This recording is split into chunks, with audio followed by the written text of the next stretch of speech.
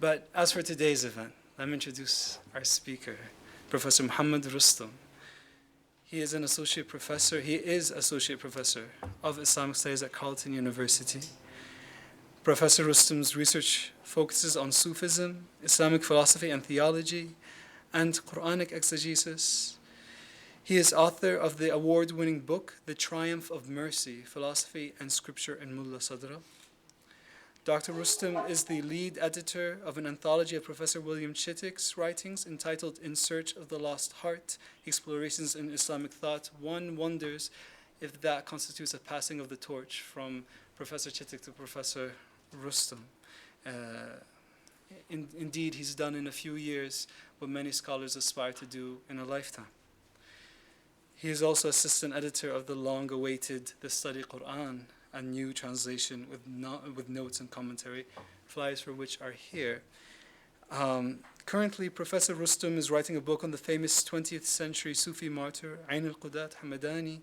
Dr. Rustom maintains a very active lecture schedule.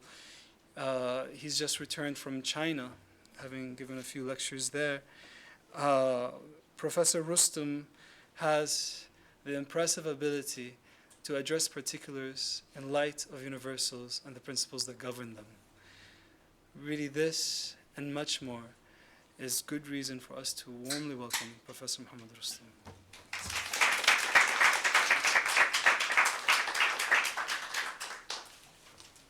Thank you very much, Murad, for that wonderful introduction, none of which I deserve in terms of the praise.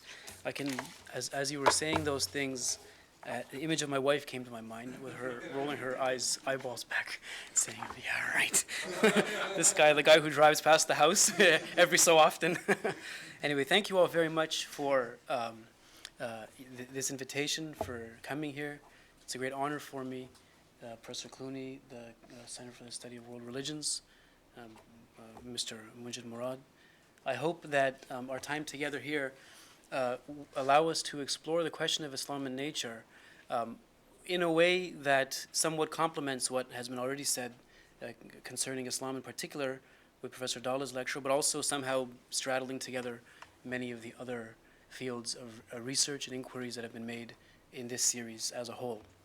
And I have somewhat of a different format for you today. It is going to be a lecture in a sense, but it's also not going to be a lecture. It'll unveil itself as time goes by. So let me begin with an autobiographical note, which I think will set the stage for what is going to follow. So the time and the setting of this autobiographical note take us back to the fall of 2000, when I was a 20-year-old undergraduate student at the University of Toronto. Like many of my classmates in philosophy, I had a fairly naive understanding of what I was doing studying this discipline. I would eventually come to learn that there were different kinds of traditions of philosophy, and where one would end up focusing really had to do with a number of factors, not least one's interests, predilections, and ultimate concerns. But in the fall of 2000, as I sat in a very popular course on Kierkegaard and Nietzsche, such things were not entirely clear to me. So I signed up for the course, to be honest with you, because these authors, Kierkegaard and Nietzsche, they had cool-sounding names. That's why I took the course. As a young man, you're looking through the catalog and you think, what's the thing that would sound the most appealing to me and my colleagues when we're sitting at coffee? You say, oh, Kierkegaard and Nietzsche, yeah, what's that? That sounds good. But little did I know that things would change for the better, at least, thankfully, alhamdulillah. So the course description promised to give students a sense of the important and enduring themes in Kierkegaard and Nietzsche's writings, themes which in one way or another help define a number of pressing problems in several contemporary forms of philosophy. One day, through the lens of Nietzsche, the professor was passively aggressively emphasizing how there was no such thing as truth, how everything is an interpretation largely governed by contexts and received canons of understanding, etc. I recall sitting in that class completely disagreeing with what had been said, but unable to respond. Leaving the class with head down in shame and terrified by the thought that this was it, I found myself on a bench in one of the more scenic parts of the campus. Suddenly, the sun shone through the clouds, and its rays illuminated the leaves on the ground. The picture was perfect, the moment both in time and outside of time. I was beholding something that I could not understand, but which I understood by virtue of the very act of beholding it. In effect, that was the response to the professor which I had been seeking. It occurred to me at that moment that the beauty of nature was both a poetic reality and something that possessed its own razor-sharp logic, with the net effect that it was seen as a crystallization of the mysterious rhythm and flow of life itself. From there onwards, things progressed rather naturally, no pun intended, and before long I came across the writings of the great authors of the Islamic intellectual tradition, with whom I've been blessed to be in conversation ever since. These authors could not but see nature and its beauty as signs which point to ultimate reality itself. That is to say that the kind of vision of nature that I was led to discover is in many ways already taken for granted by these Muslim authors. Now, what are the principles which inform their thinking on nature? And how would their vision speak to us today, being as we are people who live in a world that has a very different kind of interaction with nature, excuse me, and for whom nature in turn behaves quite differently? In an attempt to answer these two questions, I will here present a poem on Islam and nature. This will then be followed up with a commentary upon the poem. As I see it, communicating the principles of nature in Islam by way of a didactic poem and a commentary upon that poem, which are of course time-honored pedagogical forms in classical Islamic learning, this has the ability to present by virtue of its very structure something of the poetic and logical dimensions embedded in nature on the one hand, and the aforementioned Islamic metaphysicians' interactions with it on the other. The commentary that is to follow will draw on the great sources of Islamic learning, namely scripture, that is the Quran and the sayings of the Prophet Muhammad ﷺ, and the writings of some of the great Muslim sages, past and present. So the poem is called Islam and the Density of Man. That might ring a bell for some of you, but I will try to explain what that means in a moment. Islam and the Density of Man. Pen inscribed upon tablet, and nature was realized. Behold the symbol pointing to the symbolized. Nature is manifestation, the absolute its principle, fleeting phenomena arising from a realm invincible. Its garment is woven of geometry and music sublime. Yin and yang unite, meaning and form combine. The world is a mosque, its rugs laid out for prostration. Every creature hymns his praise in constant adoration. Through the seasons witness life cycle in every breath. First is birth, then youth, then maturity, then death. Now nature has become obscure like its custodian, blind to the signs on the horizons and deep within. The book of nature is he given in trust, but he casts it aside, covering it in dust. Devouring nature with fervor and intensity, he becomes sluggish, trapped by his own density. Alas, if man lives his days content to consume, how will he the divine qualities assume? As for God's vicegerent with soul subtle and pure, he emerges from this quagmire, heralding the cure. Looking upon nature with crystal clarity, he dissolves both sides of a false polarity. Since subject and object, I and thou are but illusion, he rends the veil of forms, escaping all confusion. Yet in the mirror of forms he sees beauty divine, for it reflects that face beyond all space and time. That face is his face through intimate witness. Is God not, of all things, the supreme witness? So now what I'm going to do is, thanks.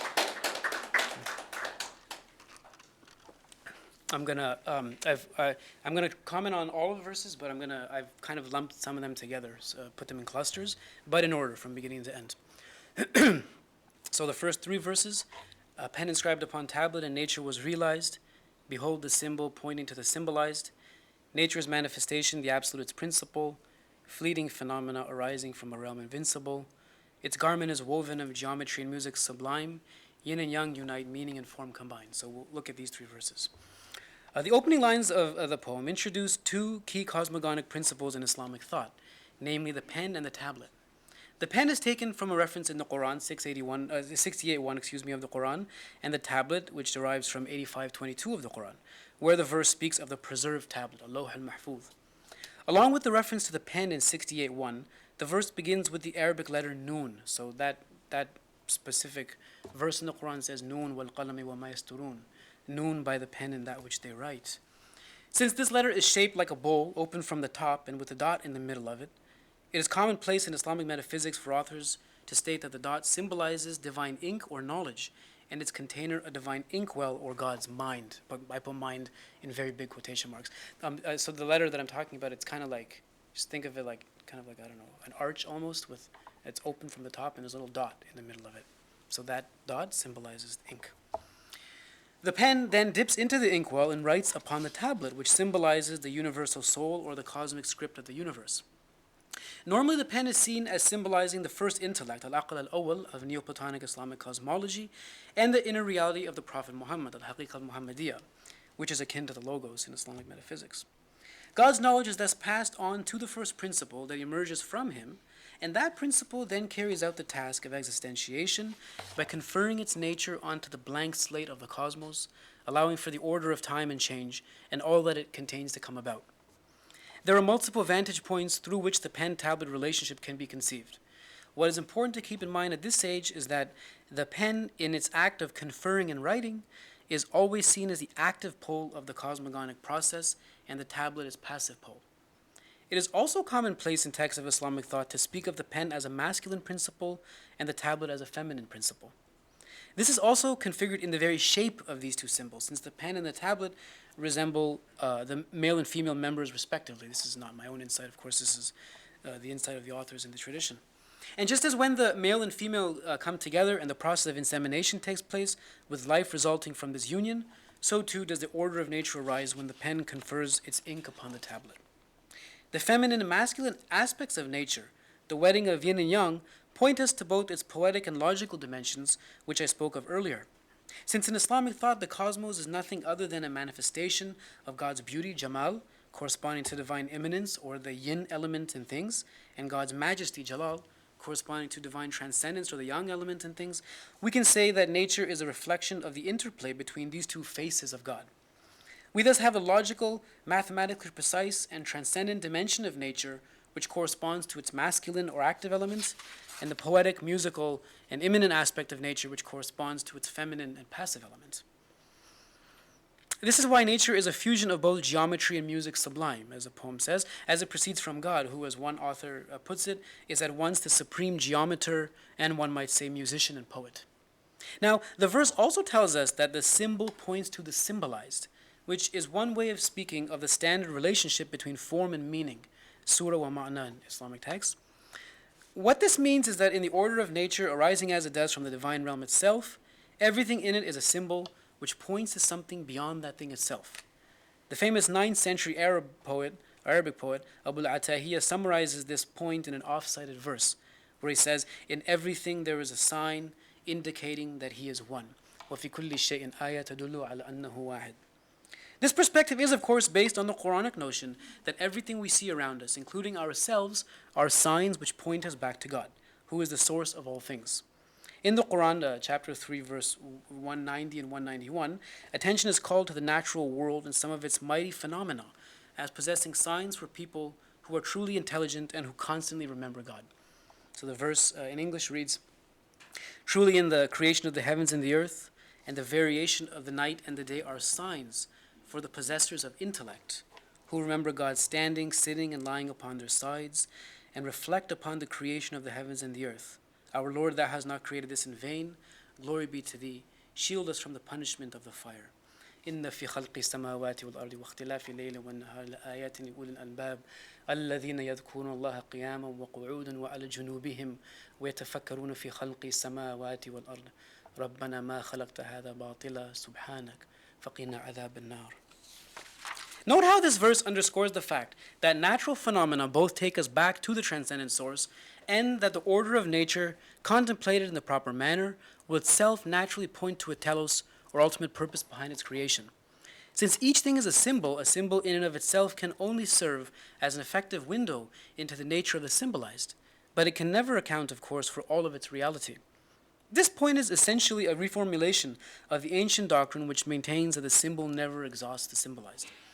Since another way of referring to the symbol and the symbolized is to speak of manifestation, or what they call dhuhur, or divine self-disclosure, tajalli, and the absolute, God, al-mutlaq, this is tantamount to saying that manifestation never exhausts the absolute, since the realm of manifestation and its contents proceed from the absolute, just as the rays of the sun proceed from the sun. And just as each ray of the sun can take us back to the sun, so too can the different aspects of cosmic manifestation take us back to God, who is the absolute as such. Thus, nature as manifestation, which is characterized by fleeting phenomena, is nothing other than the absolute who is characterized by a realm invincible, in so many different garbs, of course, As the great 13th century Sufi poet Rumi puts it, he says in famous lines, "We and our existence are non-existent.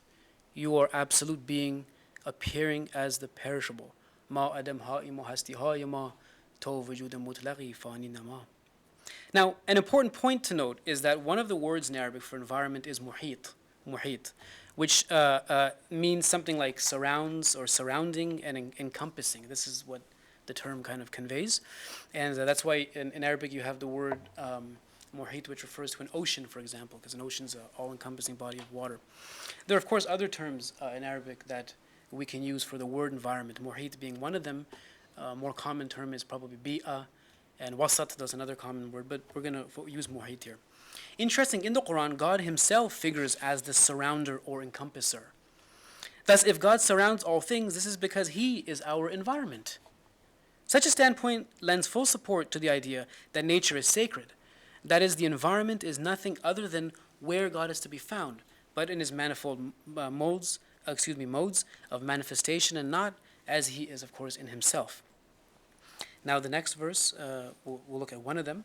The world is a mosque, its rug is laid out for prostration. Every creature hymns his praise in constant adoration. There are some important allusions here to the primary sources of Islam. With respect to the first hemistich, the teaching that the world is a mosque or a masjid comes from a well-known saying of the Prophet, which begins with the words, "The entire earth is a place of prostration," masjid. Since God, qua manifestation, is everywhere, all of the earth is sacred and holy. And if all of the earth is sacred and holy, and the Muslim is one who loves and pursues the sacred and the holy, this is actualized through the act of prostration, a time when, as the Prophet said, the servant is closest to his Lord. In Islamic thought, the Muslim, or the one who submits, extends to all things in existence. On this view, everything is a Muslim, not in the sense of being believers who follow necessarily the revealed religion of Islam, but in the sense that everything, whether it likes it or not, is in its essence totally dependent upon God's grace at every moment for its survival, and is therefore in a state of utter ontological poverty before the King, who is infinitely rich. And of course, the allusion here is to the Quranic verse, which says, "Wallahu al-ghani wa antum al-fuqara," God is the rich and you are the poor. This Islam, or submission of all things, calls to mind a number of pertinent Quranic verses, two of which I shall cite here. First is 13:15, which says, "And unto God prostrates whosoever is in the heavens and the earth, willingly or unwillingly, as do their shadows in the morning and the evening." And 17:44, the seven heavens and the earth, and whosoever is in them glorify him. And there is no thing save that it hymns his praise, though you do not understand their praise. Truly he is clement, forgiving. What distinguishes the prostration of human beings from other creatures is that human beings, although from one perspective completely submitted to God by their very nature, can from another perspective nevertheless choose not to prostrate to God by virtue of their free will. By contrast, all other sentient beings do not have the freedom to turn away from God, and therefore are always aligned in prayer rows, if you like. Excuse this kind of very heavy metaphor. You call them, you say they're aligned in the prayer rows of the mosque of existence, of course in constant adoration. This is why the enormously influential 13th century Spanish metaphysician Ibn Arabi says that God, to quote him, made everything prostrate itself to him, since he discloses himself to everything, and he revealed to everything through his addressing it. So his revelation includes all things. However, there remain those who obey and those who do not obey. The next verse, "Through the seasons witness life's cycle in every breath. First is birth, then youth, then maturity, then death." Returning to the point on cosmogenesis in Islamic thought, a normal feature of Muslim metaphysical thinking is to speak of the universe as proceeding from God's breath, or what is technically known as the breath of the All-Merciful, Nafas ar-Rahman. Based on a statement of the Prophet, the doctrine derived from this saying is arguably the single most important of all cosmogonic teachings in Islamic thought. It attempts to account for the manner in which all things proceed from mercy, are themselves instantiations of mercy, and eventually return to mercy once again. The universe proceeds from what is contained within the All-Merciful, which authors like Ibn Arabi like to speak of a releasing or an inner constriction, much in the same way as someone who holds his breath eventually releases it in order to relieve the constriction that he feels in his chest. So that which comes from the All-Merciful occurs essentially or by nature. When the All-Merciful's breath is released, it gives rise to all the different shapes and sounds which are articulated under its breath, much like the contents of speech are formed bit by bit under the breath of a human speaker. The point to keep in mind here is that breath, which is the principle of life and consciousness itself, pervades the cosmic order and is itself the basis for all of the life and consciousness in it. When the All-Merciful inhales or breathes back in, all things issuing from the Divine Mercy and being mired in the Divine Mercy end up returning back to their source in the Divine Mercy once again. Naturally, such a cosmogonic doctrine will have its response from the human side of the divine-human equation. If God's breath pervades the cosmos and all things eventually return back to God by virtue of God's inhaling or taking his breath back in, the act of human breathing is of central significance, since on a microcosmic level, this is something human beings do at every moment of their lives. They can thus witness the emergence and return of the cosmic order in every instance of their waking state. Of course, this is not something that is natural to most people. Herein lies the importance that the Sufis place upon the invocation of the name of God, dhikr, since it is through the invocation that the situation of the cosmos is constantly realized. For someone whose soul is firmly rooted in the act of remembering God, his interaction with nature becomes a very different kind of experience altogether. The four seasons, which form the basic background for the human interaction with nature, is for the one realized in the remembrance of God, and whose each and every breath mimics the breath of the All-Merciful, a means to witness life's cycle itself in its constant ebb and flow, emerging from the Divine Mercy and returning to Divine Mercy moment by moment. So at every instance, this is being beheld by this individual. Such a person understands the meaning of the four seasons all of the time. So first is birth, namely spring, when all forms of life begin to emerge. Then comes youth or summer, which carries with it the relative carefree exuberance of adolescence and the early stages of adulthood. Maturity or autumn shortly follows the youthful summer. At this stage, the lush greenery of the summer and its heat, which symbolizes the human passions, begin to fade away. The leaves on the trees change color and fall, and the weather itself becomes cooler. Finally, there comes death or winter, typified by the seasons of cold weather and lifeless atmosphere. If you're where I'm from, Toronto, the four seasons no longer apply, unfortunately.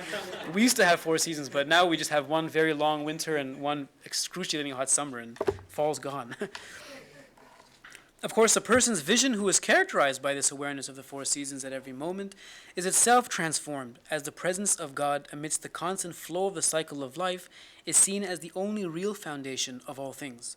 This point is beautifully captured in these lines by Sayyid Hussein Nasser, the contemporary Islamic thinker. He says, "As the seasons pass, so does my life. Where is the stable foundation? Where the firm bedrock? The seasons return, but my life moves on, like an arrow shot from the master's bow, racing to the target inevitable, which is death, meeting with thee. But in this earthly life, through which the seasons flow, where do I find that permanence for which I yearn? Where do I stand to observe the seasons march, a march from year to year until life's own season ends? The answer resides in thy never interrupted presence." So 3 verses now. Now nature has become obscure like its custodian, blind to the signs on the horizons and deep within. The book of nature is he given in trust, but he casts it aside, covering it in dust. Devouring nature with fervor and intensity, he becomes sluggish, trapped by his own density. Here our attention is called to a key Quranic theme, namely the custodianship given to man over nature, what is known as taskhir in Arabic, taskhir. It is figured in such verses as Quran 22:65, which says, "Hast thou not considered that God has made whatsoever is on the earth subservient unto you?" And 31:20, "Have you not considered that God has made whatsoever is in the heavens and whatsoever is on the earth subservient unto you, and has poured his blessings upon you, both outwardly and inwardly?" That nature of subservient to man, and that he is its custodian, has never been understood by the Muslims to mean that he can exploit it to no end and for his own selfish purposes.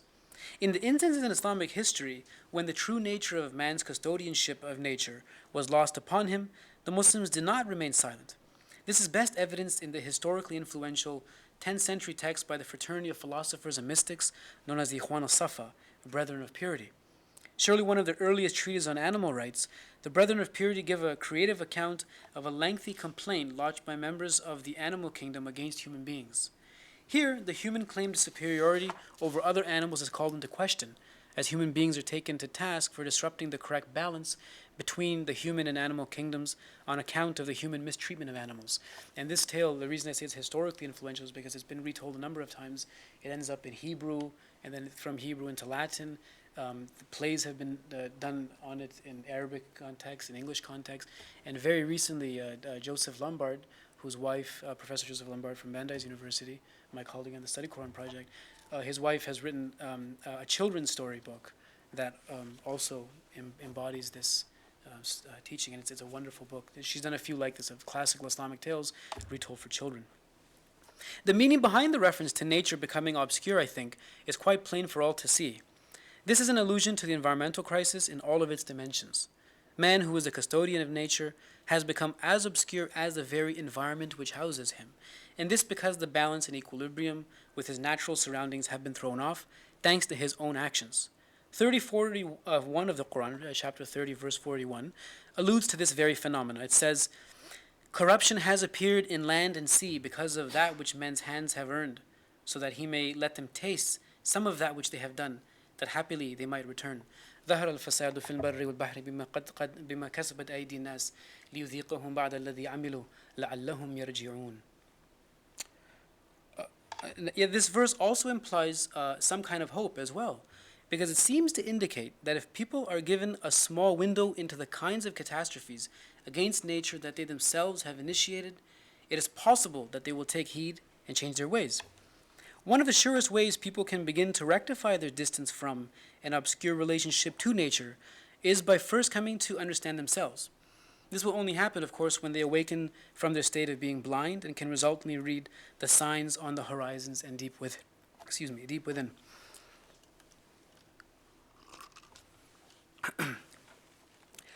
These verses of the poem also directly allude to a well-known Quranic verse, 41:53, which sets up the basic picture of the human nature relationship. It says, "We shall show them our signs upon the horizons and within themselves, till it becomes clear to them that it is the truth. سَنُرِيهِمْ آيَاتِنَا فِي الْآفَاقِ وَفِي أَنفُسِهِمْ حَتَّى يَتَبَيَّنَ لَهُمْ أَنَّهُ الْحَقُّ." Thus, the more one comes to know himself, the more one comes to know the book of nature, namely the cosmos. And the more one comes to know the book of nature, the more he comes to know himself. At the same time, if one remains ignorant of his true state, if he consumes nature, devouring it with fervor and intensity, as the poem says, his soul will remain distant from God. In Islamic metaphysical teachings, the closer one is to the transcendent source, the more characterized he is by luminosity, subtlety, and spirituality. On the other hand, the further one is from the transcendent source, the more he is characterized by darkness, density, and materiality. This central idea is summarized by William Chittick as follows. He says, Muslim cosmologists see the universe as bidirectional, eternally coming forth from the real and eternally receding back into the real. It is at once centrifugal and centripetal. The real is absolute, infinite, and unchanging, and everything else is moving, altering, and transmuting.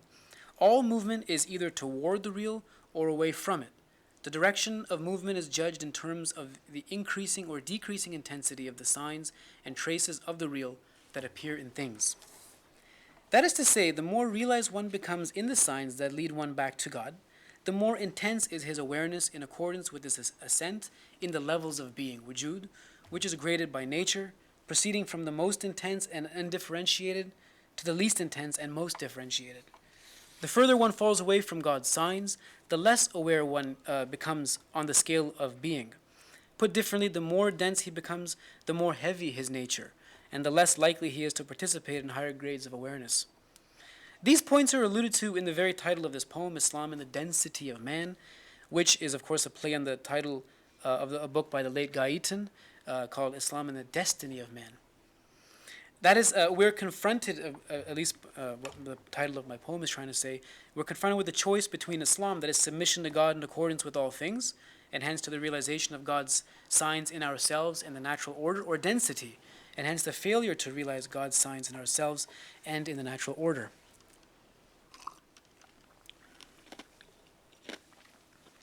To enter into the state of Islam, and thus to come to terms with the Muslim poetics of nature, a third book must enter into the discussion, namely the Quran.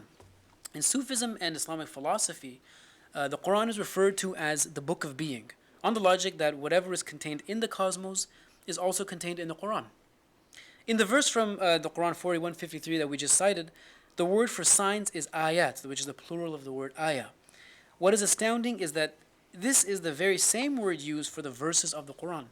That is, each passage in the Quran, organized into over 6,200 units or verses, is referred to by the Quran itself in the Islamic tradition as signs, namely God signs.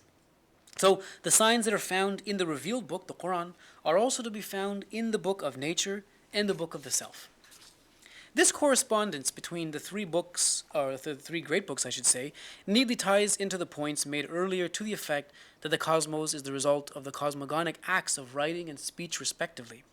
Here is how the great 14th century Persian sage Mahmud Shibistari introduces the same idea in his rhymed metaphysical poem, The Rose Garden of Mystery. He says, "When a person's soul receives God's self-disclosure, he sees the whole cosmos as the book of the real. Accidents are vowel marks, the substance is letters, and the levels of being like verses and stops. Each of the worlds is like a specific chapter, one like the Fatiha, another like Ikhlas." And the Fatiha and Ikhlas are references to Quranic chapters, the Fatiha being the first chapter of the Quran, Ikhlas being one of the last chapters of the Quran. In Persian, "من نزد آنکه جانش در تجلی است، همه عالم کتاب حق تعالی است. عرض اعراب جوهر چون حروف است، مراتب همچون آیت وقوف است. از او هر عالمی چون سوره خاص، یکی زو فاتحه وان دیگر اخلاص." Since the self in here and the cosmos out there are two sides of the same coin, if man harms what is out there, he is really only harming himself. The key is thus contained in becoming literate, such that one can properly read all three books. When this happens, the book of nature will not be cast aside and covered in dust, thereby safeguarding man and the cosmos at large. This is tantamount to saying that so long as man keeps his end of the bargain as the custodian of nature, there is hope that things will get relatively better. This custodianship or trust conferred upon man derives from the Quran 33:72, which says, "Truly we offered the trust, al-amana, unto the heavens and the earth and the mountains, but they refused to bear it, and were weary of it. Yet man bore it. Truly he has proved himself an ignorant wrongdoer." Dhaluman jahula, it says in the Quran. We'll return to this point momentarily. But for now, I'm going to comment now on 4 verses together. "Alas, if man lives his days content to consume, how will he the divine qualities assume? As for God's vicegerent, with so subtle and pure, he emerges from this quagmire, heralding the cure. Looking upon nature with crystal clarity, he dissolves both sides of a false polarity. Since subject and object, I and thou, are but illusion, he rends the veil of forms, escaping all confusion." It has already been seen that man is the custodian of nature. But why was this trust placed upon his shoulders? The answer is alluded to in the verse which speaks of God's vicegerent. In the Quran 2:30, God tells the angels that he will place a vicegerent, Khalifa, on the earth. A vicegerent is technically someone who stands in place of another, carrying out the function that the latter has assigned to him. We can even translate Khalifa as representative, which probably would make more sense to contemporary ears. Thus, on earth, man is God's representative, meaning he is to carry out the charge and duty of God's will. Now, the 12th century Sufi Quran commentator Rashid ad-Din Mebudi explains that when God announced his will to the angels concerning Adam, he says he was laying the foundation of Adam's exaltation and tremendousness. He was not asking for help, but he was spreading the carpet of Adam's dignity. He was saying, "The ruling property of my severity has acted. I have commanded the pen of generosity to write out a script from the beginning of the world's ledger to its end. This resolution is written for the inhabitants of both worlds, from the top of the throne to the bottom of the carpet." That's the arsh to the farsh. This is a saying in Islamic text, heavens and earth. "The dust-dwelling Adam is granted chieftainship over all the empires. His exalted breast will be bright with the light of recognition. In him the subtleties of my generosity and the artifacts of my bounteousness will become apparent."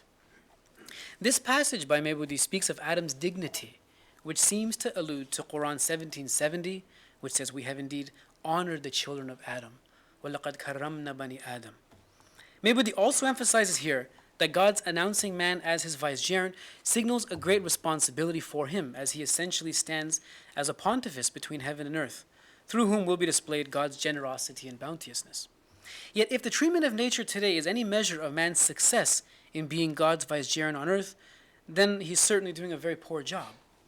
This is why any talk in Islamic thought of man as God's vicegerent really refers to him as the potential vicegerent of God on earth.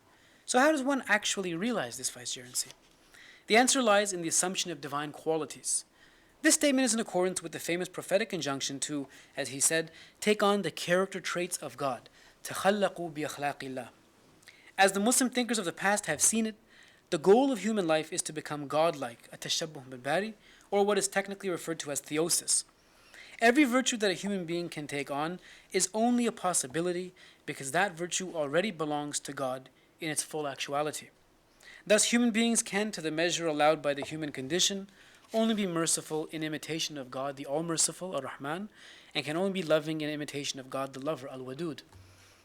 This teaching has some very important implications for the ontological and hence objective roots of ethical norms and categories, but the main point to come away with at this juncture is that the Muslims of the past have seen the human project as a totally worthwhile one, only insofar as man attempts to conform to the divine norm.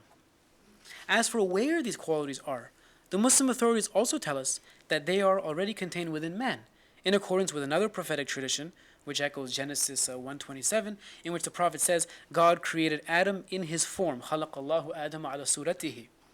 One key insight gleaned from this saying in the context of man's relationship to nature is that whereas in man the divine names are undifferentiated in the cosmic order, which discloses God qua manifestation, they are also to be found but in a differentiated manner. Thus, if man is only content to consume, then his act of squandering his own self and the natural environment will result in his inability to actualize the divine qualities potentially contained within himself and within nature, resulting in an even greater divide between himself and the natural order. Now, it can be asked why human beings have the potential to actually harm nature. Why not, in other words, simply be created in such a way that this harmonious balance would always exist and everyone could then be God's vicegerent on earth? The answer has to do with God's divine qualities that are already configured in man. One of God's qualities is will, and human beings must, of course, have the real freedom to choose things for themselves. As Chittick nicely puts it, only a being created in God's image could have the ability to deny him. By sharing in God's knowledge and free will, man can set himself up as a little God. What results in seeing oneself as a little God is an ever-increasing view of things in which subject and object are distant and distinct.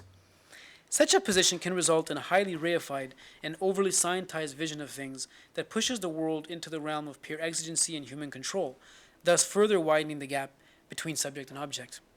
This then naturally results in an inconsequentialist view of nature, whereby the harm done to the object out there is not seen as in any way, of course, affecting the subject that is in here. If man takes on the divine qualities, he will simply be bidding his own nature, and to the extent that this happens, the world of nature, being the same as his self, will also be brought into harmony with the divine order. The quagmire from which God's true representative emerges is, of course, the aforementioned stark dualistic conception of nature. The cure to which the representative calls in place of this sort of vision of things is a result of his having actualized the divine qualities.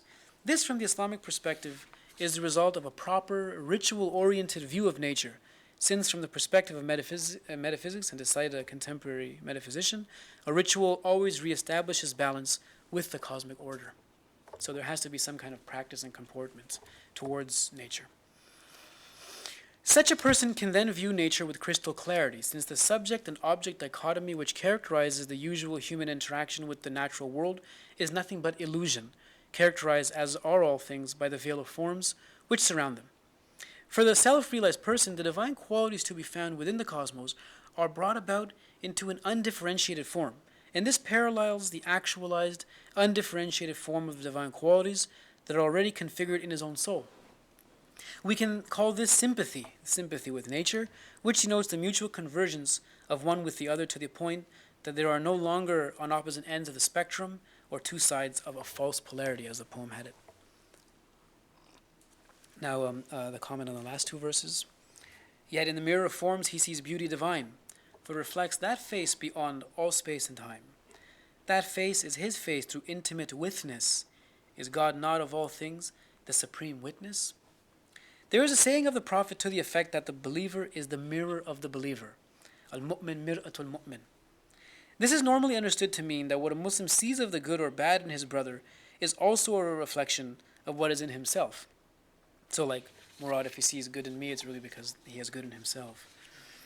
Yet, as Ibn Arabi points out, believer is also a name of God, al-mu'min. It was established earlier that everything in the cosmos prostrates to God, meaning that everything in the cosmos is a believer. And if the believer is a mirror of God, who is the believer with capital B, then the cosmos and all that it contains is a mirror of forms in which God sees himself. The Prophet also said that God is beautiful and he loves beauty. Allahu Jameel yuhibbul jamal. This explains why the cosmos is beautiful, because it is a mirror of divine beauty. The teaching that God's face is everywhere is to be found in Quran 2:115, which reads, "To God belong the east and the west. Wheresoever you turn, there is a face of God. There is the face of God, God is the all-encompassing knowing. وَلِلَّهِ الْمَشْرِقُ وَالْمَغْرِبُ فَإِنَّمَا تَوَلُّوا فَثَمَّ وَجْهَ اللَّهِ إِنَّ اللَّهَ وَاسِعٌ عَلِيمٌ." Since God's face is everywhere, it is reflected in the mirror of the cosmos, which is nothing but a display for the traces of God's beauty. Having transcended the forms themselves, God's true vicegerent can see beyond them, moving with great ease from the symbol to the symbolized, but not somehow negating the symbol as such. Rather, he sees in the symbol the very face of the beloved, which is beyond all space and time. This is, in some sense, what it is like to fall in love. Just as when someone falls in love, the subject-object dichotomy is prone to vanish between the lover and the beloved, especially in the act of union, so too is the case when one falls in love with the cosmos, which is the face of God. He becomes so enraptured by the beauty now beheld that all that he sees is God. Paraphrasing Ibn Arabi, the major 17th century philosopher Mullah Sadra, who was a contemporary of Descartes, explains the point in this way. He says, the entire cosmos is of the utmost beauty because it is a mirror for the real. This is why the knowers become enraptured by it and the verifiers realize love for it. For he is the object of gaze in every eye, the beloved in every form of love, the object of worship in every act of worship, and the final goal in both the unseen and the seen. The entire cosmos praises him, and glorifies him. Since such a person who sees through God cannot be described as a separate he over and against the cosmic order, his face can be said to be God's face. This station in Sufi texts is referred to by many names, amongst which are union, jam', proximity, qurb, and witness, ma'iyah, witness. Yet, who is doing the witnessing at this stage? Or rather, I should say, who is doing the witnessing at this stage? In order to understand this question, let us look again at Quran 41:53, a part of which we had the opportunity to cite earlier. It will now be given in its entirety. So in English it reads, "We shall show them our signs upon the horizons and within themselves, till it becomes clear to them that it is the truth. Does it not suffice that thy Lord is witness over all things? سَنُرِيهِمْ آيَاتِنَا فِي الْآفَاقِ وَفِي أَنفُسِهِمْ حَتَّى يَتَبَيَّنَ لَهُمْ أَنَّهُ الْحَقُّ وَلَمْ يَكْفِ بِرَبِّكَ أَنَّهُ عَلَى كُلِّ شَيْءٍ شَهِيدٌ." Now the last hemistich of the poem's last verse is a summary in a sense of the last lines of this Quranic verse, namely the words, "Does it not suffice that thy Lord is witness over all things? وَلَمْ يَكْفِ بِرَبِّكَ أَنَّهُ عَلَى كُلِّ شَيْءٍ شَهِيدٌ." In other words, it is God himself who sees himself in the myriad forms of creation, as these forms act as loci for his own self-seeing. God is thus sufficient as a witness since he is the supreme witness of all things, each of which in turn testifies to his oneness and beauty. The person whose face is now God's face thus beholds God in everything, and the implications of such a person being God's vicegerent then become clear.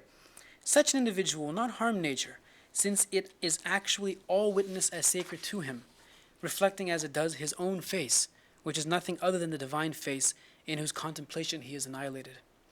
There is thus nothing for him to aspire towards, no gain to receive from nature, since nature itself is God's gift to him, and thereby presents him with all that he loves.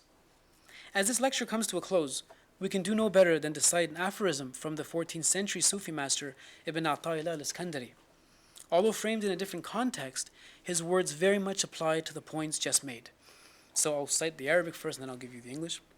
He says, "Man عرف الحق شهده في كل شيء ومن فني به غاب عن كل شيء ومن أحبه لم يؤثر عليه شيء." He who knows the real witnesses him in everything. He who is annihilated by him is absent from him. He who loves him prefers nothing to him. Thank you.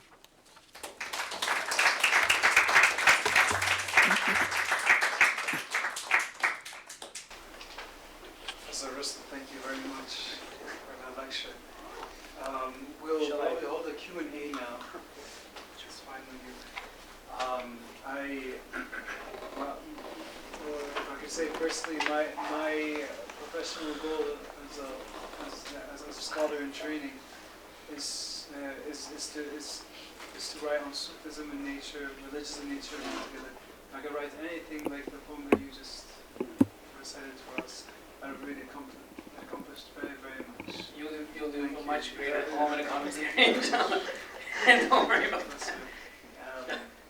It really contains so much of the Islamic tradition in just a few words. In keeping with the theme of this lecture series, let me ask you, what is the Islamic contribution to a contemporary consideration of the phenomena of environmental situation today and environmental crisis today? What is particular to the Islamic tradition considered? Yeah, you mean like what resources does the Islamic tradition have to address the problem of nature? Yes. That's an excellent question. As Professor Nasser points out in the many lectures that he's done over the years on nature in the Islamic world, is that the Islamic world has historically not had much of a care for nature, and that's largely true. It's still very much the case, and he's been a very keen observer of developments in the Muslim world for the last 50 years. Only now have things started to change. Remember the last time I was in Saudi Arabia, or the time before that, there were all of these anti-smoking signs everywhere in public, no smoking in public, and some of them are actually very creative. There was one. It was like a sign. It was kind of like a precipice or a bridge, which was a cigarette, and there was a man, and he was wearing his Arab attire, and he's walking over it, and he was going to fall, and it was like no smoking. It was brilliant actually. So I think the Muslim world, thanks to the efforts of people like Professor Nasser, has only started recently to awaken to this. Yusuf Qaradawi, the famous Muslim scholar, also has at least one book on the environmental crisis and how to treat nature. I haven't really followed much of the literature in Persian, so I don't know what's there. But by and large, I'm sure the authors are now starting to address this on a much more wider scale. And when that happens, what they often draw attention to is one of the points that was raised in the poem, which is that you must respect all life because it comes from God, it's sacred. That's kind of like a common theme, and that's something that's not unique, of course, to Islam. I think everyone, and any follower of any religion would maintain such a position, depending on the different rhetorical emphases in their tradition. It might sound differently, but even amongst non-believing peoples of a variety of different stripes, they'll still speak of nature as being sacred. So that's kind of like embedded in our own experience. On one level, we're already aware that there is something sacred about nature, just like we're aware that life is sacred. I mean, if someone's driving down the highway, let's say, and you see roadkill, let's say you see like a raccoon gets sidelined, people won't stop to save the raccoon. And there's a number of reasons for why they won't do that.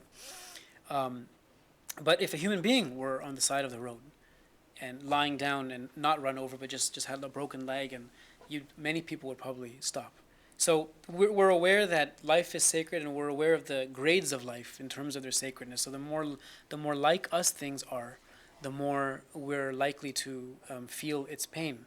What I was referring to as this kind of sympathia.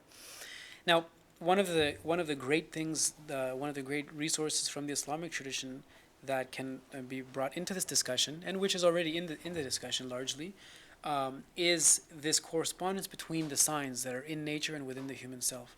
The more that can be emphasized, the greater chances we'd have of communicating to individuals the importance of the preservation of life, not just for purposes of exigency, so that future generations, our children, will be able to breathe air, but because life itself is sacred just by virtue of that sanctity alone, it should be preserved.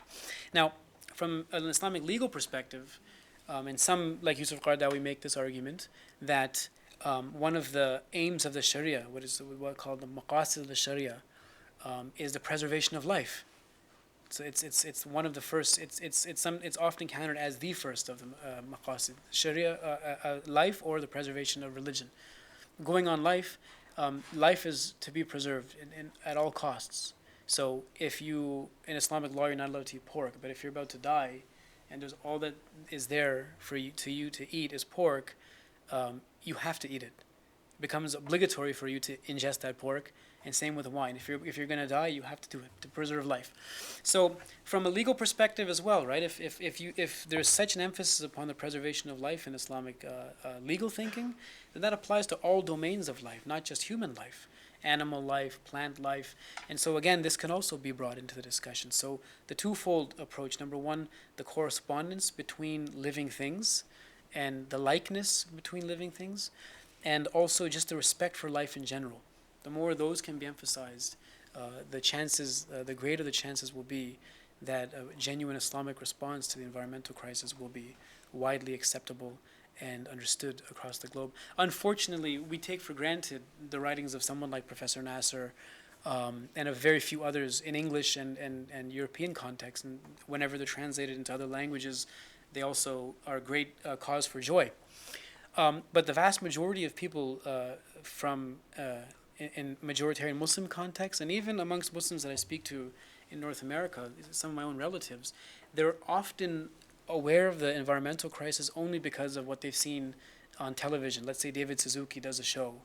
They're interested in that. Or they read Al Gore's book or something, but they're not thinking of it as an Islamic problem. They're just thinking of it as, oh yeah, it's a global problem. And the question that I get most often, is not about the environmental crisis, incidentally, when it comes to life forms. The question that people seem to be most interested in are what does the Quran say about dinosaurs? It's a very interesting question. And just the other day, my brother-in-law asked me, he turns around and he goes, what's the thing with dinosaurs? I'm like, what do you mean, what's the thing with dinosaurs?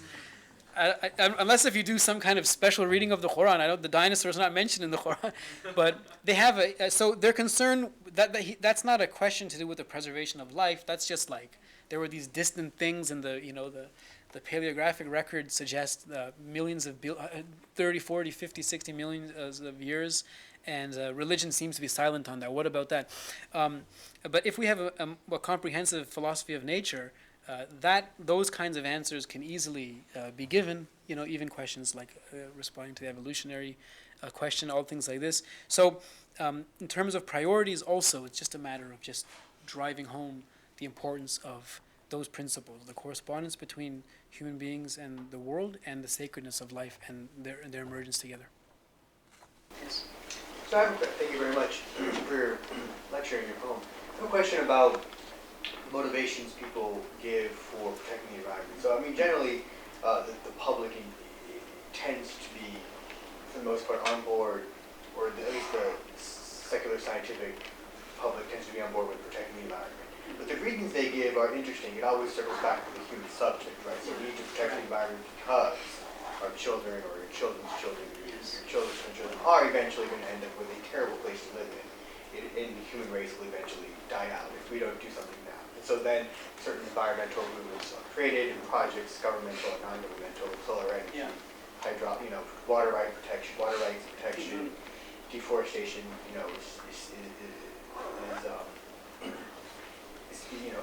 it's to be stopped, right? But the reason they give is always returning back to the human subject as if we don't do this, the human species will eventually die out, and your children are going to have a terrible place to live in, right? Yeah. So how is that different than, I'll let you expound on this, so I think there is a difference, than rather than protecting nature for the sake of nature instead, or per se. It's protected because you need to protect, because it is sacred. Right. And do you think that those different motivations would result in different practical solution, constructive results, or pragmatic results? Yeah, that's a very fine question. I don't know if you guys are familiar with David Suzuki. He had a show, I don't know if he still has it, called The Nature of Things. And lately, the last time I was aware of it, he's really gotten into this whole environmental crisis thing. And his argument is precisely this, which is the most common argument for the preservation of nature, the natural environment, and finding green solutions to all kinds of problems. He says you have to do so in order so that your children's children will have clean air to breathe, and all those arguments that we're aware of. And when people from a perspective of religion or a philosophical tradition try to respond to it, there's always a much deeper kind of sense, and you're correct that it seems that they're trying to argue for something else. On the one hand, that view takes in the perspective of someone like David Suzuki. So because it's a higher perspective, it takes in the lower. The lower perspective can never take in the higher. So whereas he sees all of this, or as someone like him, I don't know what his positions are. I sent him once a book on nature, Man and Nature, when he came to Toronto. I don't know if you ever read it, but I hope you did. But such a person who does hold such a position, because they don't see the nature of nature, if you can use such an expression, as rooted ontologically speaking and objectively speaking in other norms that are beyond the human, their solutions can only address that one part of what it means to be human, which is the body. So because it doesn't deal with the deeper underlying problem as such, it can't address the part of the human that is the deeper and the underlying entity as such, the soul, the spirit. Whereas the other perspective can easily do that. And so there's a great deal of convergence insofar as the person who tries to look at the problem from a sacred perspective, I think largely they can be on board with many of the conclusions and the aims that people put forth in environmental studies, for example, that don't have anything to do necessarily or essentially with the response to a sacred element to nature, just for the preservation of life alone. There can be differences in opinion even there with respect to the solutions that people come up with. I remember Al Gore offering a solution that was very much different from what Professor Nasser had to offer, but because I remember they once shared a panel together on this very problem. And Al Gore was trying to put forward a solution to the environmental crisis, but within the existing structure of modern technology and infrastructure and so on and so forth. Whereas Professor Nasser, who did not disagree with that perspective necessarily, said that we have to really take this to another level, and maybe the problem, it's in the very structures themselves. So one of the ways that religion can meaningfully address this question is to work away from the current existing paradigms and to try and find solutions outside of the norms that are given. Now, I don't know if any total answers to that question can be given. Like I know one person, for example, he went out to Australia. He found out there was some community. I never followed up with him, so I don't know the details. He found out there was a green community in Australia. And they invited him to go stay with them for 2 weeks. And apparently it was a complete natural environment on a very, very small community level. And I asked him the question, I said, yeah, but is that really meaningful, and sustainable on a global scale? And his answer was very interesting. He said that's not, the point is not whether it's replicable in different contexts. The point is that it's happening in that context. And sure enough, it'll catch on elsewhere. I remember one time when I was in the Bay Area, we drove up to Muirwoods. I don't know if anyone's ever been to the Bay Area. And we stopped along the way up. There was a small Buddhist community, a garden. It was like a Buddhist garden, and there were people living there, a Zen community. And it was a totally natural environment. I met people there, and they had not been down the mountain towards the foot of the mountain, the city part, for 2-3 years. And they looked totally different. These guys were, they were very different people. I said to them, why did you decide to do this, apart from a religious vocation? What inspired you to do this? And they said, we didn't want to partake in the mass consumption of the culture just right here where we're from. And you can see the city right there from where they were. So what religion can offer, I believe the most meaningful kinds of answers that it can give are ones that can speak to individuals who may not necessarily share their metaphysical commitments. At the same time, it can also try to pull people out of a kind of materialistic framework in which we view nature no longer as a material problem only. Think of the relationship that you find between this problem and another issue, let's say in modern physics. Modern physics, the modern physicists will tell you all kinds of interesting facts, especially anyone who's interested in relativity theory or any of these questions like the bending of space-time. All of these things are bizarre. They're just bizarre. I've tried in the past to read these things, and I'm thinking to myself, man, this is really, I'm not really surprised by it, to be honest with you, reading Ibn Arabi. But because Ibn Arabi actually says much more profound things. But nevertheless, it's pretty amazing that on a purely physical level, they've been able to discover all of these things on a atomic and subatomic level. that same individual who will explain these things, and there's only like 300 people in the world who really understand the high degree of probability upon which modern physics is based. It's all probability, like 60% probability. Most of it's just not verifiable yet, and it's all probabilistic. But nevertheless, you have a very interesting interpretation of the universe. That same person can write an article about one of these really complicated topics, get up, leave their office, and just come back the next day, and his life will not have been changed by that view of nature or the universe that he has discovered. They're actually two very different things. There is this really cool fact about the universe, and then there's his own experience of life. And that always happens because he's still discovered the mystery of the physical laws of the universe within the mathematical and scientific paradigm. So by virtue of that fact alone, the subject is hamstrung from the beginning as necessarily separate from the object. So he's not concerned with how it has a mystery for himself to discover, even though there have been books that have been written about this, like the famous book by Fritz of Capra, The Tao of Physics, and there's many other books like this. That's just one amongst several others. There is still not that sympathia that we were speaking of. That's because it's within the mathematical structure of things.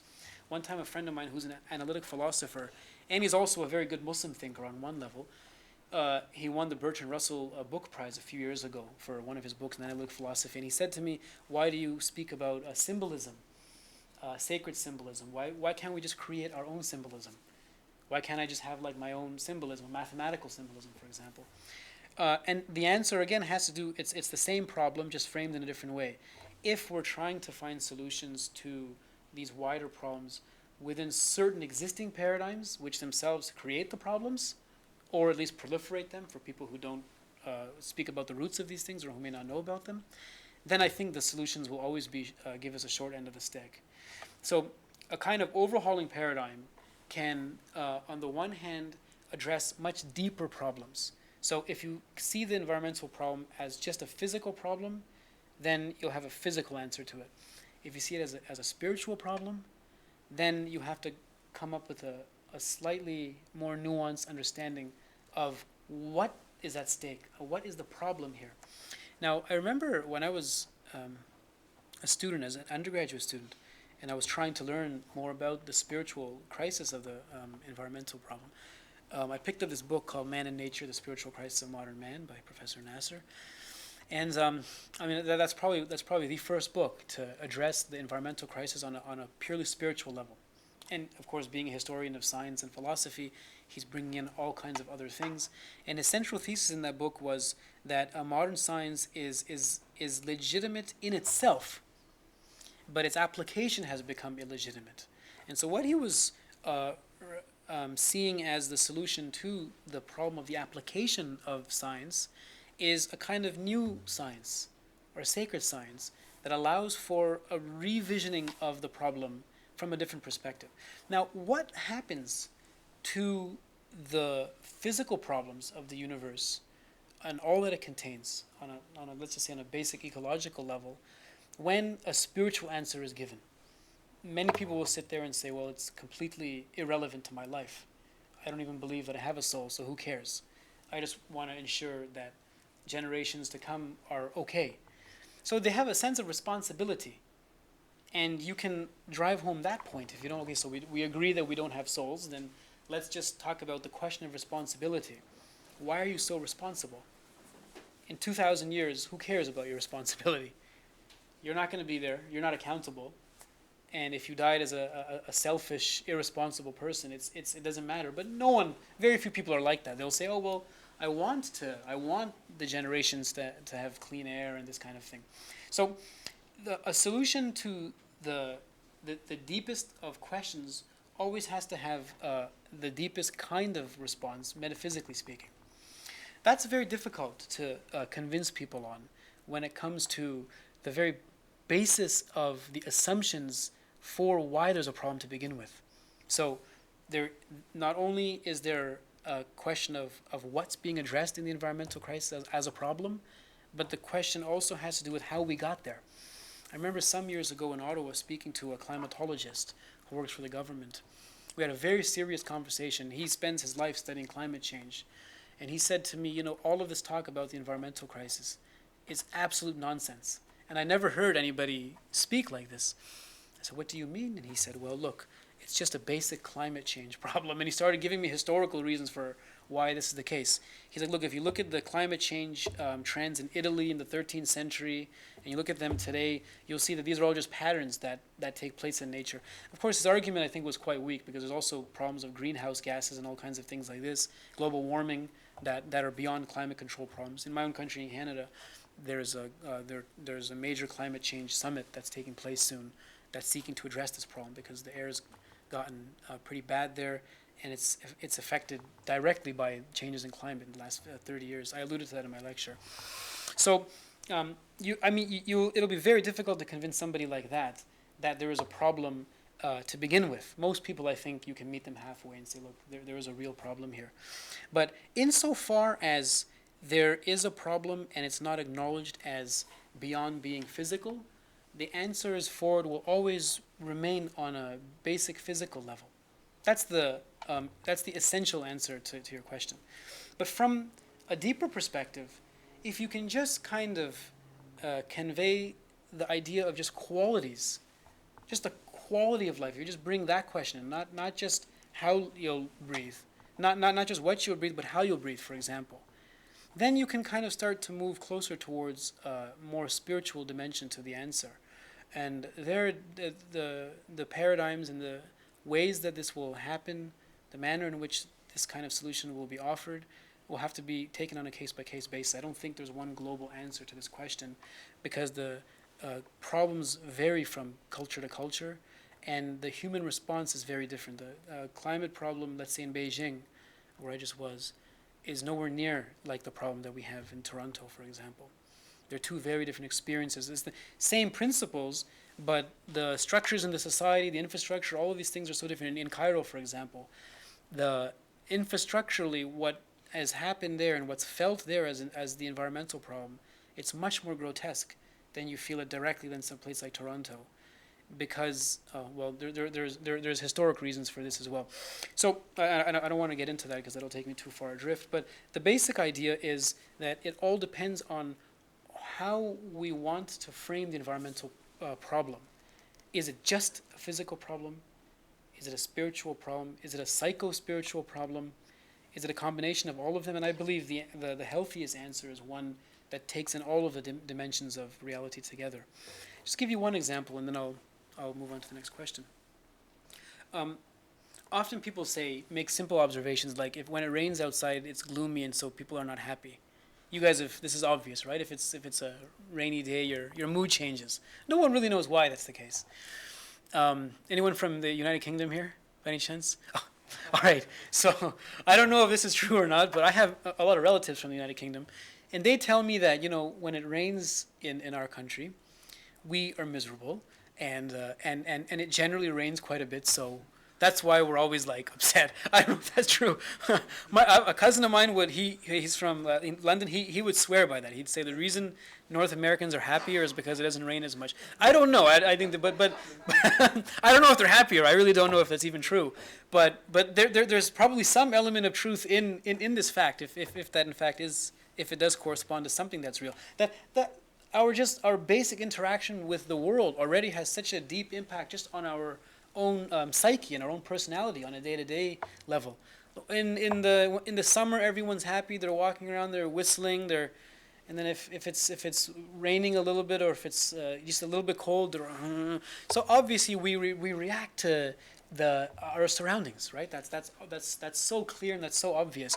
So what happens to us as spiritual beings when those surroundings start changing in terms of their norms and patterns? So if let's say you wake up and it's always predictable that the sun will be up.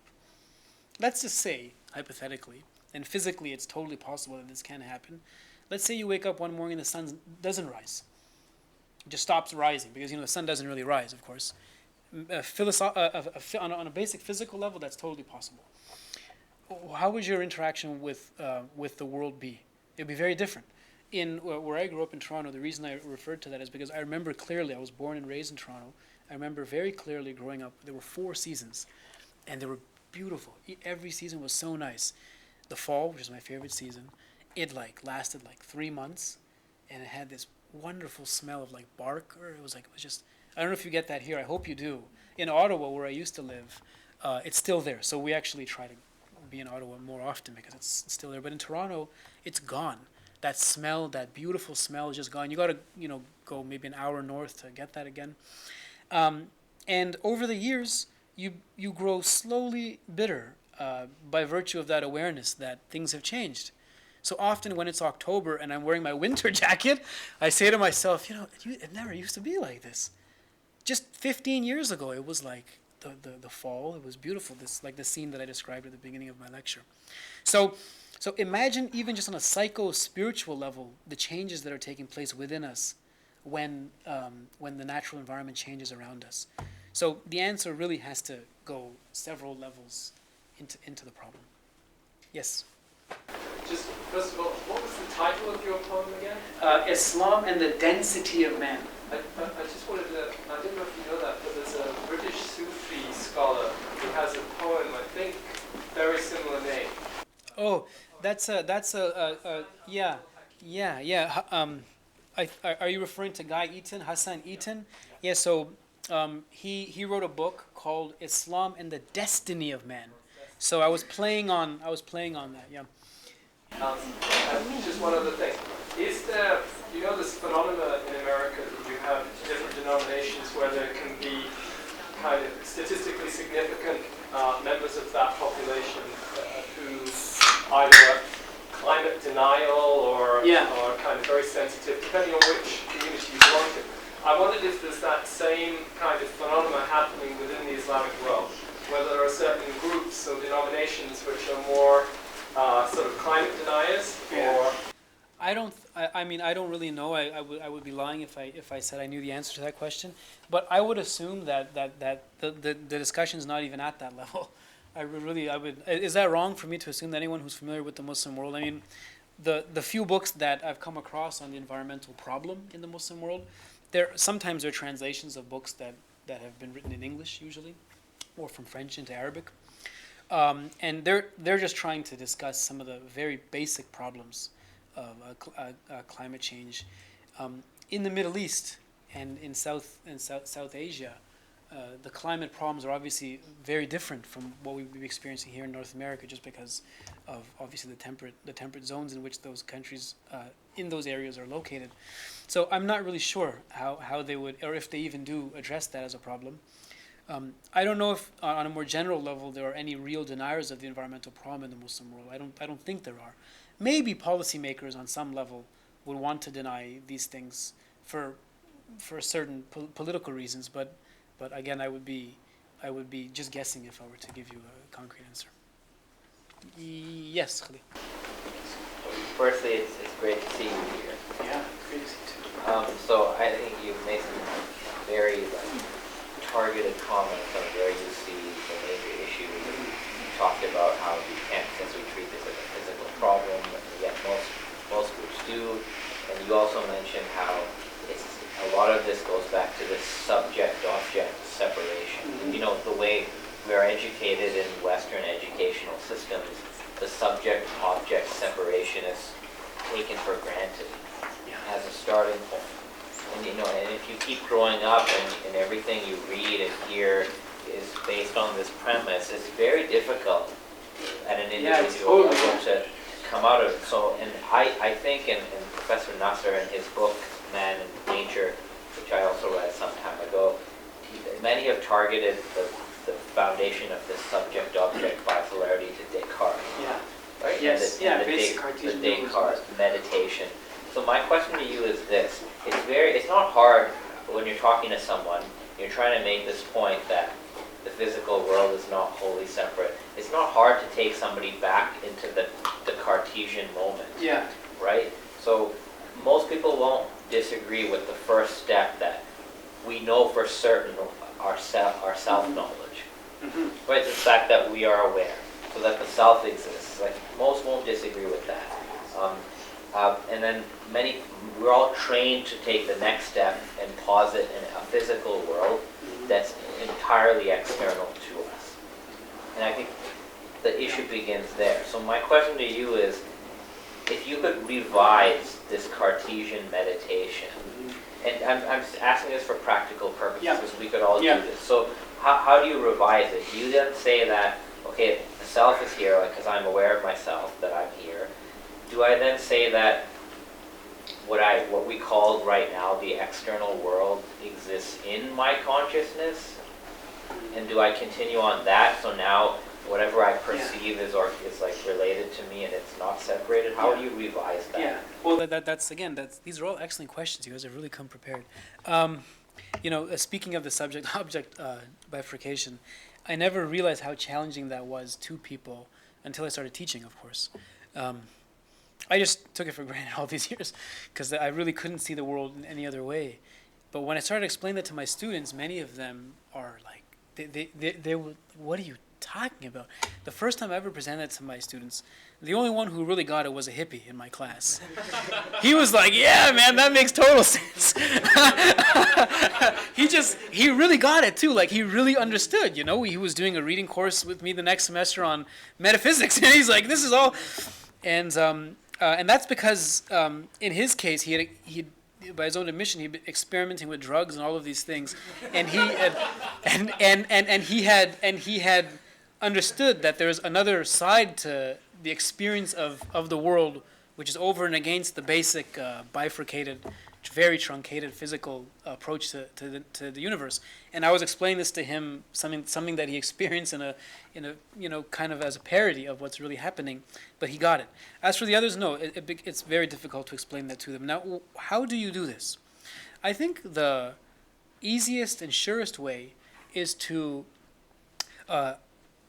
begin to just question how we give priority to certain things over others. For example, why do we privilege epistemology over ontology? The science of knowing over the science of being. It doesn't really make any good sense to do that. That's why when I mentioned Mullah Sadra, the prime example of a philosopher of ontology in Islam, I slipped in there the statement that he was a contemporary of Descartes, just to show that they're contemporaries, but they're coming to the table with two very different things. Don't think that the epistemology and ontology divide is just some kind of a philosophical problem. It trickles into every single area of inquiry, even in the modern university, especially in the modern university. Look in religious studies. There's all this talk, and I know because I'm in a religious studies department, to have method and theory in the study of religion. So when I started teaching method and theory in the study of religion, for me it was very clear what that meant. We were reading Henri Corbin, we were reading René Guénon, we're reading Friedrich Schumann, we're reading all of these great metaphysicians of the last century. And of course, that was totally not what was considered standard fare.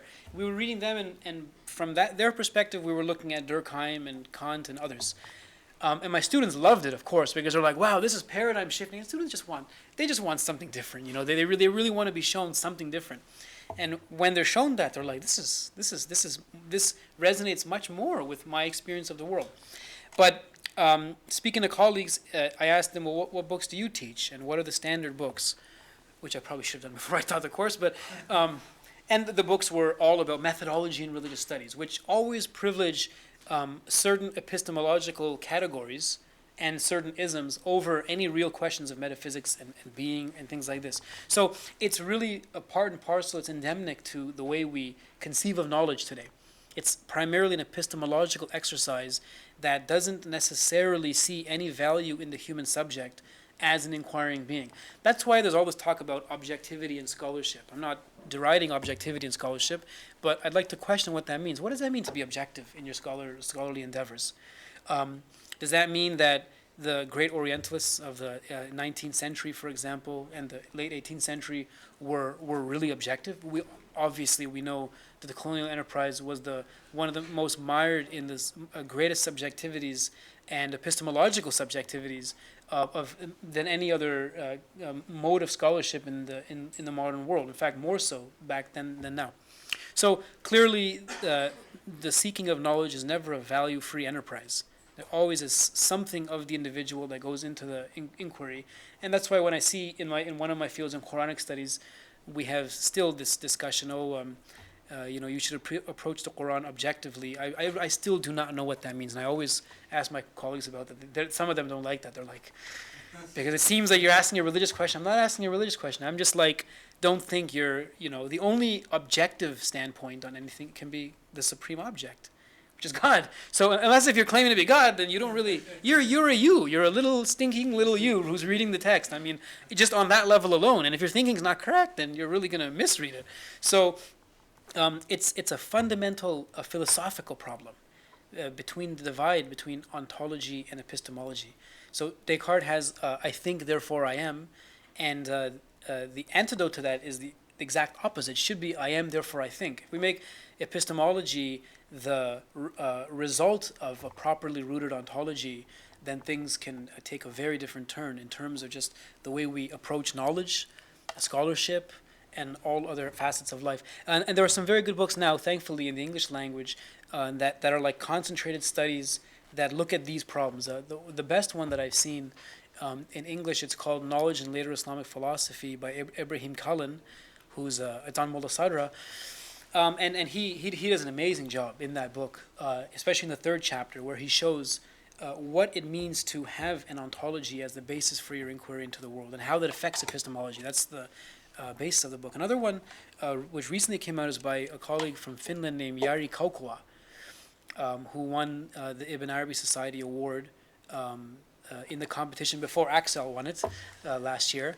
And this book that Jari Kaukola, it's called Self-Awareness in Islamic Philosophy, and he looks at Mullah Sadr, Sohrawardi, and Ibn Sina on the question of the aware self. I mean, it's a much more concentrated study, so he doesn't have some of the wider philosophical questions that Ibrahim Carleton does, but it's a very good place also to begin one's inquiry into this question.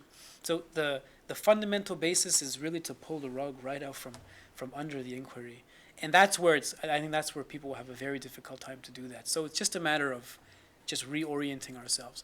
And there are many good authors who are doing this. A certain number of important Thomist thinkers are thinking exactly in the same line, which is good. So we have 5 minutes. Time for one more question. Was there a question there? Yes. Assalamu alaikum. Thank you for your lecture. I don't know if this is going to be a 5-minute question, but I'll try. So let's say we have... You mean your question's going to be more than 5 minutes? No.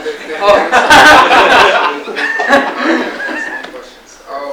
So let's say you can introduce this Muslim poetics of nature on a kind of broader scale in the Muslim world, or you have Neo-Confucian poetics of nature that takes off in China or something like that. How does that actually change the structures that are creating the environmental crisis? Like my part of the world, West Africa, you have lots of people who do see nature in this way. There's really no other way for them to see nature, but the Sahara Desert keeps expanding. Of course, yeah. Everybody knows about climate change there because everybody faces it. But even though you have all of these shuyukh, priests of traditional religion, so on and so forth, who have this kind of traditional poetic, symbolic understanding of nature, it's not halting the events of the Sahara Desert.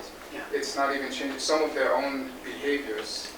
Some of these shuyukh and things like that. They fly in planes, they drive cars, they do things that everybody else does. That's also destroying the environment. So what's the transition from, okay, you're an enlightened soul, when you see the tree, you see yourself, you see God reflected in the tree, wherever you turn, there's the face of God. What's the transition from that to actual changing lifestyles and structures that will prevent us from killing ourselves in 50 years? You're right. This really is not a 5-minute. But let me at least by way of something of an answer, just start to approach it. I think that question, anyone who has a window into this kind of vision of things and is really blessed to see things that way, they'll ask this question at some point or another. You're there, everything, you're one with nature, and it's not at all a sentimental experience, it's a very real experience. So what happens now? When the person next to you, the believer, a fellow believer whom you try to speak to like this also thinks you're crazy. So it's not just a world that's expanding rapidly at a rate that it itself can't even fathom, but even people who should share your worldview also don't have such a perspective. So on the one hand, this is the great challenge of this problem, because it is something that you as an individual, once you have attained and once you've had a window into, you'll realize you're in a very small, what they call coterie, you're in a very small group of individuals. It's not something that most people necessarily will appreciate for themselves, although they might kind of be like, oh yeah, that's interesting. Now, part of the decadence of the human state, especially in the world that we live in today, is that they want to see change right away. So human beings, and that's a very natural human tendency as well. They like to see things happen overnight. Like the next day they want change. The more we're plugged in, I think, the more we become like that. Think about how fast the computer works, and then we get impatient when we're just at the lights. Even though 5 years ago, before internet in our lives or whatever, 10 years ago, that might not have been the case. And the Quran also speaks about that, right? خُلِقَ الْإِنسَانُ فِي عَجَلٍ. خُلِقَ الْإِنسَانُ هَلُوعًا. Right? The human being is in a state of haste. And خُلِقَ الْإِنسَانُ فِي عَجَلٍ. فَلَا تَسْتَعْجِلُونَ, there's another verse. So don't hasten me, God says in one verse, don't hasten me. So now this question really has to do with a deeper problem, a deeper question concerning the nature of the spiritual life, the problem of the spiritual life as it relates to an individual and to society. There's this very famous Sufi story, there's variations on it, in which there was this one saint, and he was wrapped up in contemplation under a tree. Rumi has a story just like this, the Bini and the Masnavi. This is a Sufi or the Rustom. He's inside this garden and he's contemplating God, and this man comes to him, and he's very upset because he's kind of exoterically oriented. He says to him, look at this guy, he just has his head down, looking at his navel, meditative posture, and he's doing nothing to help the world. He's just sitting there. And he says to him, look, pay attention to the atharillah, the signs of athari rahmatillah, which is going back to Quran verse. Look at the signs or traces of God's mercy out here. And the Sufi looks up to him and says to him, you should, he goes, I'm beholding the traces of the traces. What you're seeing are, what you're seeing are the traces of the traces. What I'm beholding are the traces. And there's many stories like this. Another one is during the time, I think it was of Caliph Omar, I'm not sure, there was a man who was deeply engrossed in contemplation in the masjid. The man comes to him and says to him, look at all this, you're just sitting there and there's these wars taking place and there's all this stuff that's happening out there and you're just sitting in the mosque doing nothing, helping us. So why don't you go assist us? And the man doesn't listen to him and he goes and complains to his teacher, and the teacher says, let him stay there. By virtue of his just being there, there's a great barakah or grace that's kind of being spread throughout the land and which is protecting us, which we don't see.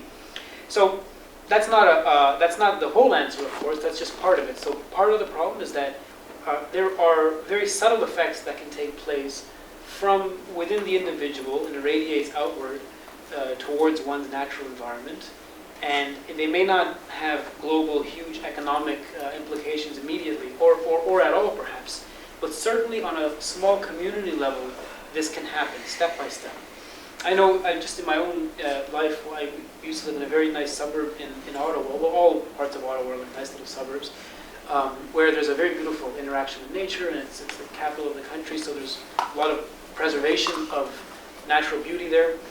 And they have very small things, like, they'll have like a local village, like an old part of the city, which is like 250 years old. They have like, little like cattle shows and plant your own flower programs on the weekend and things like this. And coming from Toronto, which was a very big city compared to Ottawa, that had a profound effect just on, even though I didn't usually participate in those things, just passing by knowing that, wow, that manure that I'm smelling that I normally would have been like through my window, I'm like, wow, they're doing something really good. And it had a very simple effect upon the soul. So from one perspective, I think that the global changes will take place slowly when it comes to the positive implementation of these things. On a purely kind of political level, really what you need these policymakers to have this perspective. If they can have a view like that, then even then they'll be shunned, but at least they can affect greater change. Some of the greatest leaders in the modern world or the contemporary world that we're aware of, like Prince Charles, for example, has a view that approximates to something like this. I'm not sure how much he'd be involved with policy making as such, but there are certain individuals that can kind of implement this structure on some level, if not entirely. The truth of the matter is that regardless of how positive the environmental crisis can be envisioned, insofar as it relates to an individual's life and insofar as they can make changes in the world about them, the world is what it is. So one shouldn't delude themselves into thinking that if everybody begins to think like, well, if all of us think like this first, then everybody will begin to think like this, and in 2,000 years, we'll be living like, very sacred lives and correspondences with nature like Native Indians did. I don't think that's obviously going to happen. Human beings are moving downwards in the march of time, and so there's that degree of subtilization and materiality that we're speaking about that's unavoidable. Population-wise, in terms of demographics alone, that's one of the greatest factors for why this is happening. Not because of human populations, but because of the great wastefulness that comes with the lack of proper solutions to those population problems. But what can happen on a smaller scale? That's I think, a wiser question to ask for a person on a personal level. That other question on a global level, that's something we all have to really think about and come up with solutions for. And I'm not sure really to what extent this will happen. Just in terms of awareness, perhaps much can happen. When someone like Matt Damon, he's an actor. I don't really know. I don't really watch movies that much, but he is an actor that I'm aware of, at least one of them, famous actor, that has a company or an organization, not-for-profit organization, called Water. And I've never followed up on it, but I've heard, and I'm very happy to have heard that he has an organization that goes to places around the globe that don't have water, just give them water. That's a very small but subtle and beautiful application of this principle. It's preservation of life. Water is the most essential thing that human beings need. We're made up of it. Our planet is made up of it almost entirely. And it also will allow human beings to just have a more pristine, no pun intended, experience of the nature of things rather than suffering and thirst. They have water. It's very simple, very simple. Now imagine you have several major influential singers and actors and people who the world listens to. Imagine they start upholding a view like this about the sacredness of nature. What changes can take place in film, for example? All kinds of things can happen there. 2 billion people watch a movie. All of them very subtly have these ideas embedded within them. Some of them go do something about it. Some of them go write fiction novels or whatever. So I think through what you call the trickle-down effect, things can take place on a very subtle level. But I don't think that will somehow override the devastating force of materialism in the world that we live in today, which is itself a symptom of the secular world that we live in. That I'm not sure what can happen with that. That's just, we just have to wait and see what happens with the world as such, or whatever God wants to do with it. But on the human level, much can be done. There's a very beautiful Confucian saying,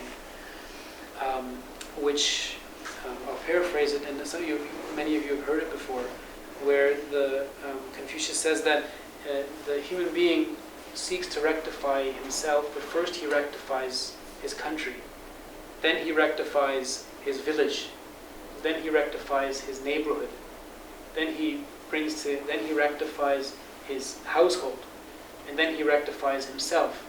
And he says that, but by doing this, that's the opposite of what the person should be doing, because he's seeking to find the answers out there, but he's forgetting about himself. If he starts to rectify himself, rectify the neighborhood, rectify his family and himself, he'll lose himself. He's the first person that you should be worrying about. So he says the real person first sets aright himself.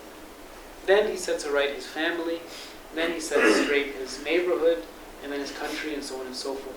So those are, I hope, by way of something of a conversation starter, an answer.